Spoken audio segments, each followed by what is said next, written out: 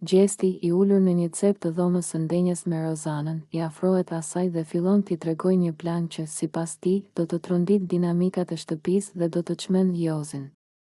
Ai fërkon duart dhe buzëqesh me dinakëri, duke parë nga larg Loredanën, e cila po bisedon me disa banorë të tjerë. Kam menduar diçka që do ta kthej gjithë lojën në favorin tim, i thot ai Rozanës me një ton konfidencial. Rozana, e intriguar nga kjo sjellje, e shikon me kërshëri dhe i afrohet më shumë. Më thuaj çfarë ke në mendje këtë herë? Se e di që diçka ke përgatitur, i thot ajo, duke ngritur vetullën me dyshim. Gjesti, duke parë rreth e qark për të siguruar që askush nuk i dëgjon, afrohet edhe më shumë dhe i përshprit. Do të bëj sikur kam një pëlqim për Loredanën. Do të luaj fort, do t'i jap vëmendjen, do ta bëj të më afrohet, dhe sapo ajo të jetë plotësisht e investuar, unë do ta bëj të duket sikur është ajo që më vjen nga pas. Kështu, Jozi do të çmendet nga xhelozia. E di që ai ka një gjë për të, edhe pse nuk e pranon. Po ta shohësh me kujdes, ai nuk e lë rehat. Rozana, duke dëgjuar këtë plan, qesh me ironi dhe e shikon Gjestin me një shprehje mosbesuese, po ti qenke më i ligë se ç'e mendoja. Do me thënë, do ta përdorësh Loredanën vetëm për të luajtur me nervat e Jozit?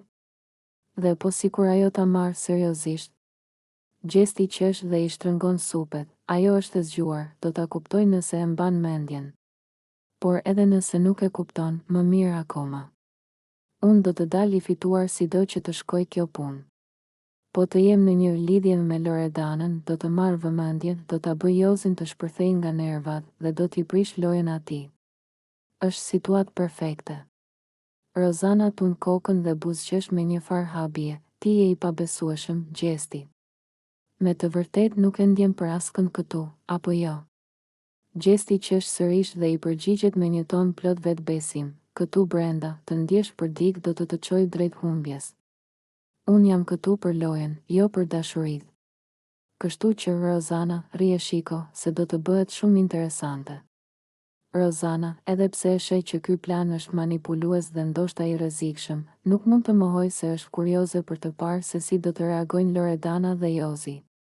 Ajo qesh dhe i thot Gjesti, le të shohim atëherë se si do ta vësh në lojë këtë plan tëndin djallëzor.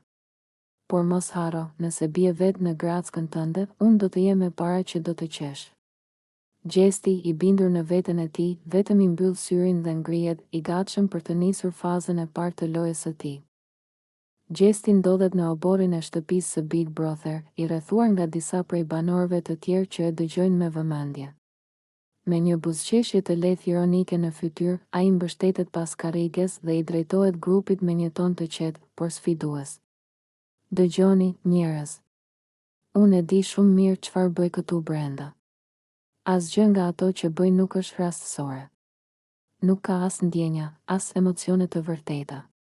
Gjithçka është për shoh, për vëmendje. Unë e di si funksionon kjo lojë dhe unë po e luaj më mirë se të gjithë ju. Banorët shkëmbejnë shikime mes tyre, disa të habitur, disa të irrituar nga sinqeriteti i papritur i Gjestit. Amber, e cila ka qenë skeptike ndaj tij prej kohësh, ndërhyn duke tundur kokën. Pra, po pranon që gjithçka që ke bërë deri tani ka qenë vetëm lojë? Po Egli. Po gjithë ato skena. Ajo u largua e sëmur dhe ti po thua që gjithçka ishte vetëm për shoh. Gjesti qesh me përbuzje dhe përhap duart si për të treguar se nuk i intereson. Po, Amber. Pse çfarë mendove ti? Se do të dashurohesha vërtet? Më fal që po ta prish ëndrrën, por unë kam ardhur këtu për të bërë lojë dhe për të fituar. Dhe për ta bërë këtë, duhet të dish të tërheqësh vëmendjen, të krijosh situata, të mbash njerëzit të lidhur pas teje. Po të rria si disa prej jush që rrin gjithë ditën në divan dhe ankohen, as që do më vinin re. Unë nuk jam budalla. Rozana, e cila po e dëgjonte me krahët kurqizuar, buzëqesh me përçmim dhe ndërhyn me një ton të ftohtë. Do me thënë, ti e pranon që ke manipuluar njerëzit? Ke përdorur njerëzit vetëm për të fituar lojën? Bravo, Gjesti, të paktën tani e the hapur. Gjesti tund kokën dhe mbështetet në karrige me një shprehje të qetë në fytyrë. Po, Rozana, e pranoj. Dhe çfarë pastaj? Nuk është ky qëllimi i lojës? Të bësh gjithçka që duhet për të qëndruar dhe për të fituar? Nëse ju të tjerët nuk e kuptoni këtë dhe vazhdoni të jetoni me iluzione, nuk është problemi im. Unë e di shumë mirë se çfarë po bëj dhe do të vazhdoj ta bëj deri në fund. Tensioni në grup rritet, disa banor duken të indignuar, ndërsa të tjerë duken sikur po analizojnë fjalët e tij. Gjesti, i vetëkënaqur nga reagimi që ka provokuar, çon duart pas kokës dhe shton me një ton të sigurt. Në fund të fundit, publiku është ai që vendos dhe unë e di mirë si ta mbaj publikun të interesuar. Loja vazhdon, miqtë e mi. Jozi dhe Gerta ndodhen të ulur në oborrin e shtëpisë, ndërsa atmosfera mes tyre duket e tensionuar. Jozi, me duart e kryqëzuara dhe një vështrim të ftohtë, e shikon Gertën me një ndjenjë zhgënjimi. Ai tund kokën dhe pshertin thellë përpara se të flasë. Gerta, sinqerisht nuk e kuptoj se çfarë ke bërë, thot ai, duke e shikuar drejtë në sy. Ke pasur mundësinë më të mirë për ta nxjerrë Gjestin nga kjo shtëpi dhe nuk e shfrytëzove. Unë prisja që ta nominoje, prisja që të veproje si një lojtare e fortë, por ti ke treguar dobësi. Gerta, e cila deri në atë moment ka qenë duke dëgjuar në heshtje, përplas duart mbi gjunjë dhe përgjigjet me nervozizëm. Mos më thuaj që jam treguar lojtare e dobët, Jozi. Unë e di mirë se çfarë po bëj dhe nuk kam nevojë për këshillat e tua. Nuk është kaq e thjeshtë sa mendon ti. Jozi tund kokën me mosbesim dhe e shikon me një ironi të lehtë. E di se çfarë po bën? Seriozisht, Gerta? Sepse nga jashtë duket sikur po i jep Gjestit fitoren në pjatë të argjend. Po i jep liri të bëjë ç'të doj, po i jep mundësinë të manipulojë të gjithë dhe ti nuk po bën asgjë për ta ndalur. Gerta, tashmë e irrituar, shtrëngon nofullat dhe i përgjigjet me një ton të lartë. Dëgjoj, Jozi, unë kam arsyet e mia pse nuk e kam nominuar. Nuk është vetëm çështje strategjie, është edhe çështje e momentit të duhur. Nuk dua të veproj me nxitim dhe të bëj gabime. Jozi, duke tundur kokën i zhgënjur, i përgjigjet, momenti i duhur, Gerta? Po kur është ai momenti yt i duhur? Kur të jetë tepër vonë. Ai po tallet me të gjithë, po përdor njerëzit dhe ti ke pasur shansin perfekt për t'i dhënë një goditje, por nuk e bëre. Kjo është ajo që më zhgënjen më shumë. Gerta, me një frymëmarrje të thellë, mundohet të qetësohet dhe shikon Jozin me një shprehje serioze në fytyrë. E kuptoj se po më sheh si një lojtare të dobët, por mos harro një gjë, Jozi. Loja është një maraton, jo një garë e shkurtër. Unë di shumë mirë çfarë po bëj dhe kur të vijë koha, Gjestin do ta nxjerr nga kjo shtëpi. Por dua ta bëj me stil, jo thjesht ta nominoje të rri duke pritur. Unë dua që ai të përjashtohet me zarf të zi. Jozi, duke dëgjuar fjalët e saj, ngrit vetullat dhe buzëqesh me një skepticizëm të lehtë. Të shohim, Gerta, të shohim. Mos harro vetëm një gjë, Gjestin nuk e mposh dot duke pritur. Ai është gjithmonë një hap përpara dhe sa më shumë vonohesh, aq më i fortë bëhet ai. Gerta, e cila tashmë duket edhe më e vendosur, e shikon me sy të ngushtuar dhe i përgjigjet me bindje, mos ki asnjë dyshim, Jozi. Kur të vijë momenti, do të shohësh se kush është e fortë dhe kush jo. Do të ta provoj. Jozi, duke parë vendosmërinë e saj, qesh lehtë dhe ngre duart si për të thënë se nuk do të debatoj më. Shpresoj që të mos jetë thjesht fjalë, Gerta. Le të shohim çfarë do të ndodhë. Tensioni mes tyre mbetet i lartë, ndërsa secili vazhdon të mbajë qëndrimin e vet. Loja brenda shtëpisë sapo është bërë edhe më e komplikuar. Gerta, e ulur pranë Jozit në qoshin e kuzhinës, po flet me një ton të vendosur dhe të mbushur me nervozizëm. Ajo duket e revoltuar dhe nuk e fsheh as pak inatin që ka ndaj Gjestit. Dëgjoj Jozi, i thot ajo, duke e shikuar drejtë në sy, unë nuk kam ndërmend ta lë atë njeri të largohet nga kjo shtëpi ashtu thjesht. Nuk do e lejoj që ai të ikë me kokën lart, si një fitimtar. Jo, unë do ta nxjerr jashtë me zarf të zi, do ta bëj të përjashtohet dhe do ta tregoj për atë që është në të vërtetë. Jozi, i cili e di mirë sa e inatosur është Gerta me Gjestin, e shikon me një buzëqeshje të lehtë, por edhe me një farë habie. E di që nuk e duron dot, Gerta, por si ke ndërmend ta bësh këtë? E pyet ai, duke ecur drejt frigoriferit dhe duke marrë një shishe ujë. Gerta, e mbështetur në banak, tun kokën dhe vazhdon me një zë edhe më të vendosur. Nuk ka rëndësi si, por më beso që do ta bëj. Do t'i nxjerr në shesh të gjitha ato që ka bërë, do t'i tregoj të gjitha skenat që ka luajtur, do të flas hapur para të gjithëve. Ai s'mund të vazhdoj të manipuloj njerëzit këtu brenda dhe të tallet me të gjithë. Jozi, duke marrë një glënjë ujë, e shikon atë me dyshim. E po Gerta, nëse do të arrish ta bësh këtë, duhet të kesh prova të forta. Nuk mjafton vetëm të thuash diçka, duhet të dish si ta bindësh publikun dhe produksionin. Gerta mblodhi duart fort dhe pshërtiu, por nuk hoqi dorë nga qëllimi i saj. Unë kam parë çdo lëvizje të tij, e kam ndjekur, e kam kuptuar si luan. Ai tallet, mashtron, viktimizohet, përdor vajzat për lojë dhe pastaj i hedh tutje sikur të mos kenë qenë kurrë pjesë e jetës së tij. Nuk ka asnjë ndjenjë të sinqertë, është njëri falltho. Nëse ai mendon se do të dalë nga kjo shtëpi si një king, e ka shumë gabim. Jozi, i ulur tashmë pranë saj, tundi kokën dhe qeshi pak. Po mirë moj, shoh që e ke marrë shumë seriozisht këtë mision. Po mos haro, këtu brenda asgjë nuk është e lehtë. Gjesti është i zgjuar dhe di si ta kthej situatën në favorin e tij. Gerta shtrëngoi nofullat dhe tha me një zë të ulët, por të vendosur, le të provoj. Por këtë herë do ta ketë të vështirë, sepse unë nuk do të hesht. Zarf i zi për të, Jozi, do ta shohësh. Jozi e pa me një buzëqeshje të lehtë, duke menduar me vete se ky debat mes Gertës dhe Gjestit po bëhej gjithnjë e më i ashpër dhe se diçka e madhe do të ndodhte së shpejti. Rozana dhe Gerta ndodhen në kuzhinë, të rrethuara nga banorë të tjerë që vështrojnë nga larg, duke nuhatur një debat të ashpër që po vjen. Rozana, me duart në bel dhe një shprehje sfiduese në fytyrë, i drejtohet Gertës me një ton të prerë. E di çfarë, Gerta? Ti je një lojtare e dobët. E gjithë shtëpia e di këtë. Nuk ke as guximin më të vogël të përballesh me mua. Nëse je kaq e fortë sa thua, pse nuk e nominoje veten tënde përballë meje? Apo e di shumë mirë që do të dilje menjëherë? Gerta, e cila deri në atë moment ka qëndruar e qetë duke dëgjuar, mbledh krahët dhe kthen kokën nga Rozana me një buzëqeshje ironike. Aha, kështu mendon ti, Rozana? Që unë jam e dobët? Të them diçka, nuk është puna të bësh shumë kot, por të dish kur dhe si të veprosh. Nuk kam nevojë të bëj qefin dhe të nominohem përballë teje vetëm sepse ti mendon se kështu dukem më e fortë. Rozana qesh me përbuzje dhe tund kokën. Jo, Gerta, nuk është punë shurme. Është punë karakteri dhe guximi.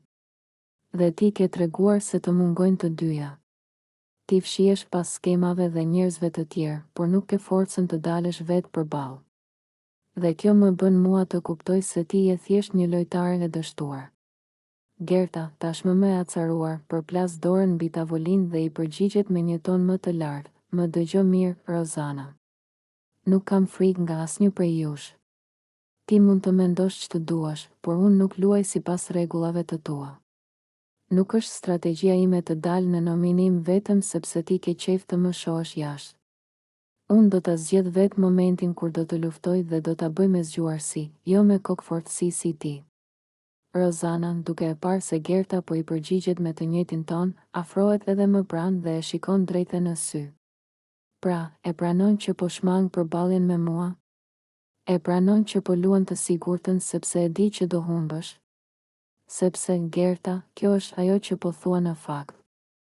Gerta që është hidhur dhe shtrëngon nofullat. Jo, Rozana, unë nuk po e shmang përballjen me ty, unë thjesht nuk do të bëj lojën tënde.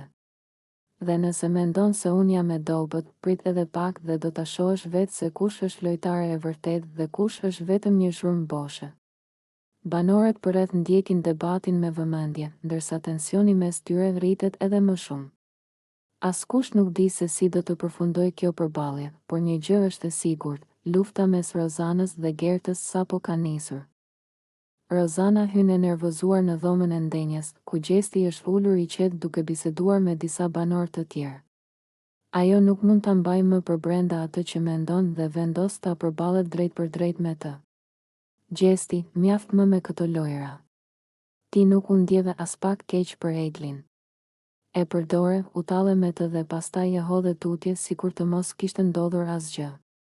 Dhe tani sillesh sikur asgjë s'ka ndodhur. Thot ajo me ton të ngritur, duke e parë drejt në sy.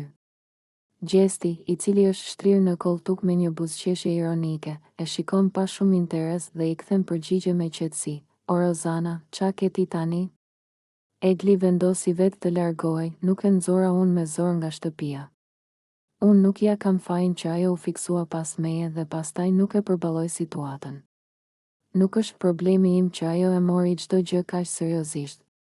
Rozana, e revoltuar nga ky reagim, afrohet edhe më shumë dhe i drejtohet me një zë akoma më të ashpër. Po ti çfarë bëre, Gjesti?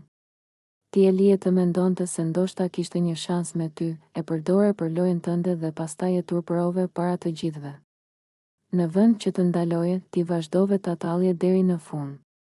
Dhe tani bën sikur nuk të intereson fare. Gjesti qesh me ironi dhe shtrëngon supet, po më bën si gjyqtare tani, Rozana? Kush je ti të më thuash si duhet të sillem? Unë bëra atë që mendova më të mirën për veten time. Egli ishte pjesë e lojës, ashtu si të gjithë këtu. Nëse ajo nuk e përballoi, nuk është faji im. Rozana tund kokën e shgënjur dhe ngrit zërin edhe më shumë. Ti nuk ke zemër, Gjesti. Nuk të intereson askush përveç vetes. Egli vuajti për ty dhe ti as nuk kishe një fjalë të mirë për të kur doli. Dhe tani bën sikur s'ka ndodhur gjë. Sa i pa skrupull je. Disa banor afrohen për të parë debatin, ndërsa Gjesti qesh dhe i drejtohet me një ton të ftohtë. E kuptoj që të djeg fakti që unë s'kam ndjenja për të, por kjo nuk është puna jote. Unë jam këtu për të luajtur dhe për të fituar, jo për të bërë dramë me njerëzit që nuk i dua. Kaq e thjesht është. Rozana, tashmë e të imbushur me nerva, tund kokën dhe largohet, duke murmuritur, turp të kesh, Gjesti. Po luan me ndjenjat e të tjerëve dhe një ditë do ta pësosh edhe vetë. Ndërkohë, Gjesti ngres supet dhe vazhdon të bisedoj me banorët, sikur asgjë nuk ka ndodhur, ndërsa shtëpia është ende e trazuar nga ky debat. Lajrti hyn i acaruar në dhomën e ndenjes, ku Gjesti dhe Rozana janë ulur pranë njëri tjetrit, duke qeshur dhe biseduar me ton ironik. Ai i vështron me nervozizëm dhe, pa u menduar 2 herë, vendos t'i përballet hapur. Mjaft më me këto lojëra. Po e shihni vetë se çfarë po bëni. Po luani bashkë dhe po silleni sikur jeni mbi të gjithë të tjerët. Thot ai me një zë të ngritur, duke u afruar drejt tyre. Gjesti e shikon me një buzëqeshje të lehtë dhe përpiqet ta provokojë. Po qa ke, o lart? Pse të djeg ty kaq shumë se si sillemi ne? Apo të ka marrë malli të bësh moral? Rozana, e cila ndodhet pranë Gjestit, nuk nguron ta mbështesë dhe e shikon Lartin me një shikim të ftohtë. Po qa të bëjmë ne, Lart? Të kërkojmë leje për si të sillemi? Nuk të pëlqen? Mos na shiko. Por Larti nuk lëshon pe dhe vazhdon me akuzat e tij. Problemi nuk është se po bëni lojë, por se po silleni keq me të gjithë. Ju nuk keni asnjë respekt për banorët e tjerë dhe thjesht po mundoheni të manipuloni situatat për të dalë mirë. Dhe sinqerisht, nuk jam i vetmi që e shikon këtë. Gjesti qesh me ironi dhe tund kokën, erdhi dhe ky tani të na jap leksione. Lart, më fal, po ti që pretendon se je i ndershëm, mos je më i keq se ne? Apo thjesht nuk të pëlqen që nuk je pjesë e lojës sonë? Larti, tashmë edhe më i acaruar, shtrëngon grushtat dhe thot me një ton të prerë, unë nuk kam nevojë të bëj lojë të ndyrë si ju. Unë jam i njëjtë si ditën e parë dhe nuk kam nevojë të mashtroj apo të manipuloj njëri. Por ju të dy, po e bëni këtë gjë hapur dhe është turp. Rozana, duke mos dashur të duket e dobët, e kundërshton menjëherë, ti po na akuzon ne, por realisht je ai që po kërkon vëmendje. Nuk mund ta durosh faktin që nuk je pjesë e grupit ton dhe tani bën sikur je i moralshmi i shtëpisë. Hipokrizi e pastër. Tensioni mes tyre rritet gjithnjë e më shumë, dhe ndërsa disa banor afrohen për të dëgjuar debatin, bëhet e qartë që konflikti mes Lartit, Gjestit dhe Rozanës nuk do të mbarojë këtu. Gjesti, duke biseduar me disa nga banorët në obor, nuk e fsheh as pak ndjenjat e tij lidhur me daljen e Eglit nga shtëpia. Ai ulet i shtrirë në divan, me një buzëqeshje të lehtë në fytyrë dhe nis të flasë me një ton të qetë, por të sigurt. Sinqerisht, jam shumë i lumtur që ajo doli. Nuk po e them për keq, por unë nuk kisha asnjë ndjenjë për të. Gjithë kjo situatë mes nesh ishte e egzageruar nga të tjerët. Unë asnjëherë nuk e kam parë Eglin si dikë me të cilën do kisha një lidhje të vërtetë, thot ai, duke shtrirë krahët pas koke.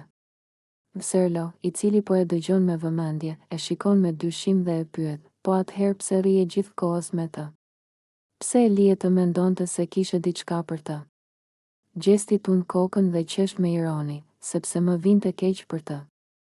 Ajo ishte e fiksuar pas meje dhe unë s'do ta bëja të ndihej keq që në fillim. Por nuk mund të qëndroja duke luajtur këtë lojë pafund. Dhe për ta bërë të qartë një herë e mirë, unë kur nuk i dhash asaj ndonjë shenjë të vërtetë që mund të ndodhte diçka mes nesh. Ajo e krijoi vetë këtë histori në mendjen e saj, përgjigjet ai, duke ngritur supet. Amber, e cila po dëgjon bisedën, futet në debat dhe i thot, Gjesti, mos u bëj sikur nuk e di çfarë ke bërë. Ti ke flirtuar me të, e ke bërë të ndihet e rëndësishme dhe pastaj e ke lënë të vuaj. Tani thua që nuk e ke pëlqyer fare? Mos u hiq si i pafajshëm. Ai qesh dhe ja kthen me një ton të prerë, Amber, mos e egzagjero edhe ti. Unë nuk kam flirtuar me Eglin, ajo thjesht i keq kuptoi gjërat. Nuk është faji im që ajo krijoi iluzione në kokën e saj. Tani që doli, jam më i qetë, sepse nuk dua drama të kota këtu brenda. Duket qartë se Gjesti nuk ka asnjë pendes për mënyrën se si u soll me Eglin dhe për të, kjo histori ka marrë fund. Megjithatë, disa nga banorët nuk e shohin me të njëjtën sy. Ata besojnë se ai thjesht po mundohet të justifikohet dhe të dalë i pastër nga situata. Gjesti ka filluar të shfaqë një farë pëlqimi ndaj Loredanës, diçka që po vihet re nga të gjithë banorët e shtëpisë. Ai kalon gjithnjë e më shumë kohë pranë saj, duke u afruar dhe duke e ngacmuar në mënyrë të vazhdueshme. Teksa janë ulur në divan, Gjesti e shikon Loredanën me një buzëqeshje të lehtë dhe i thot me një ton ironik, dëgjo, besoj se gjithë këto debate mes nesh janë thjesht një mënyrë që ti të marrësh vëmendjen time. Nuk ka mundësi ndryshe, më duket se e ke qejf këtë kingun. Loredana, e cila nuk e pranon lehtë një provokim të tillë, e shikon me dyshim dhe i kthehet menjëherë, ti e ke seriozisht apo po bën si zakonisht lojë? Se unë nuk bie prej këtyre gjërave të tua. Gjesti, duke buzëqeshur dhe duke tundur kokën, i afrohet edhe më shumë dhe i thot, e po, ndoshta po tallem, ndoshta jo. Varet si e shikon ti, po nuk të pëlqeu, mund të harrojmë këtë bisedë. Nga ana tjetër, banorët e tjerë, të cilët po e ndjekin situatën nga afër, fillojnë të diskutojnë mes tyre. Amber dhe Rizarta bisedojnë në një cep të dhomës dhe duket se kanë dyshimet e tyre. Ky Gjesti po bën të njëjtën lojë që bëri me Eglin. Po e ngacmon Loredanën për të parë si do reagoj, por në fund do thotë që po bën të shaka, thot Amber e bindur. Ndërkohë, Loredana nuk duket se po e merr shumë seriozisht. Ajo e njeh natyrën lozonjare të Gjestit dhe e di që ai ka tendencën të tallet me vajzat. Megjithatë, një pjesë e saj duket e intriguar nga fakti që ai po i kushton kaq shumë vëmendje. Tani mbetet për t'u parë nëse Gjesti po tallet si zakonisht apo nëse këtë herë ka një interes të vërtet për Loredanën të. Loredana ka filluar të shfaqë një pëlqim të pazakon për Gjestin, diçka që nuk e ka pranuar më parë as me veten e saj. Teksa është ulur në dhomën e ndenjes me Danjën, ajo duket e përhumbur në mendime, duke luajtur me një jastëk në duar. Danja, e cila e njeh mirë Loredanën, e vëren menjëherë që diçka nuk shkon dhe i drejtohet. Çfarë ke? Që kur të shoh të menduar kështu, di që diçka po ndodh. Fol, çfarë të shqetëson? Loredana nguron për një moment, por më pasi hedh një vështrim përreth për të siguruar se askush tjetër nuk po i dëgjon, më në fund flet. Nuk e di çfarë më ka ndodhur, por kam filluar të mendoj ndryshe për Gjestin.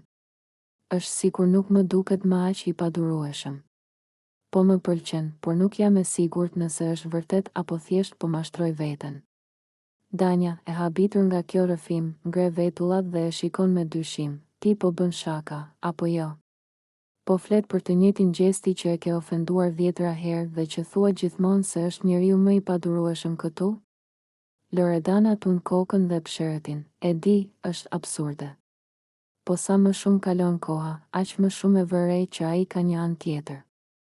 Nuk e di nëse është thjesht lojë apo nëse ka diçka të sinqertë te ai, por e di që kur më ngacmon apo më provokon, nuk më mërzit më si më parë. Madje, më duket edhe argëtuese. Danja, e cila nuk e ka pritur një kthes të tillë, shtrëngon buzët dhe mundohet të analizoj situatën. Shiko, unë e njoh gjestin dhe e di që ai është një lojtar i madh. Ai di si të manipuloj situatat dhe si të bëj të mendosh se ndoshta ka ndjenja për ty, kur në fakt ai thjesht po luan. Ki kujdes, mos u lëndo.